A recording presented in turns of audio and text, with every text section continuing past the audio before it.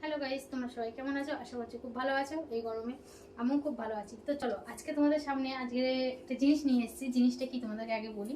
অনেকে তো করছে ডিমের অমলেট, অনেকে করছে চিকেন কষা, কেউ করছে তোমার মাছ ভাজা। তো আমি ওইসব কিছু করব না, আমি করব তোমার ডিম সিদ্ধ। আর এখন 39 ডিগ্রি চলছে, আর বেলা 12:30 বাজছে। ফোনে তুমি দেখে নিতে পারছো বা ঘড়িতেও দেখিয়ে দিচ্ছি। তো এখন গিয়ে আমি ডিমটা বসাবো, আর চান যতক্ষণ না করে খেতে দিতে যতক্ষণ না বসছি, 3টে বাজবে। 3টে পর্যন্ত আমি রেখে দেখবো ডিমটা ফুল বয়েল হচ্ছে কিনা। তো চলো দেখা যাক।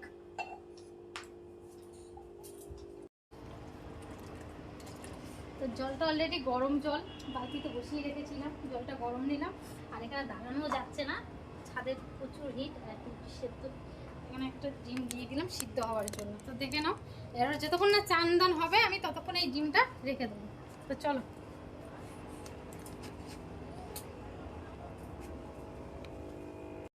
আমি ডিমটা বসিয়েছিলাম 12:30টায়, আর এখন বাজে 2:45। চলো আমি এখন ডিমটা তুলতে যাব ছাদে। তো ডিমটা আমি জলটা অলরেডি অনেকটাই গরম হয়েছে, আর ডিমটা জানি না কি অবস্থা। চলো ডিমটা ফাটাবো আমি ঘরে এসে। ওই জন্য ডিমটা দেখো আমার বেশ ভালো সিদ্ধ হয়েছে। ডিম সিদ্ধ হয়েছে,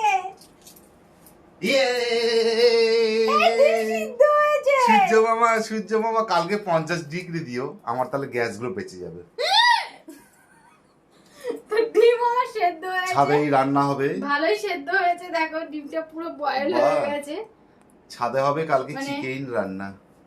আমার গ্যাস গুলো বাজে। ডিম পুরোই কিন্তু বয়েল হয়েছে, দেখো কোনো জায়গায় কোনো কিছু। সূর্য মামা থ্যাংক ইউ। আমি খেয়ে দেখাচ্ছি। কালকে 50 দিও, হ্যাঁ সেন্টিগ্রেড, তারপরের দিন 60।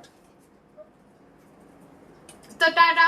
তোমাদের ডিম সিদ্ধটা কেমন লাগলো অবশ্যই কমেন্ট বক্সে এসে জানিও।